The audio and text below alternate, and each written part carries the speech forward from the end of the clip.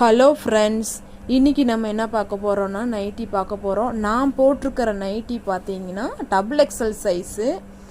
ஆமாங்க, இந்த வெயிலுக்கு அதிகமாக விரும்புகிறது இது தான் friends. Cotton, pure cotton nightie.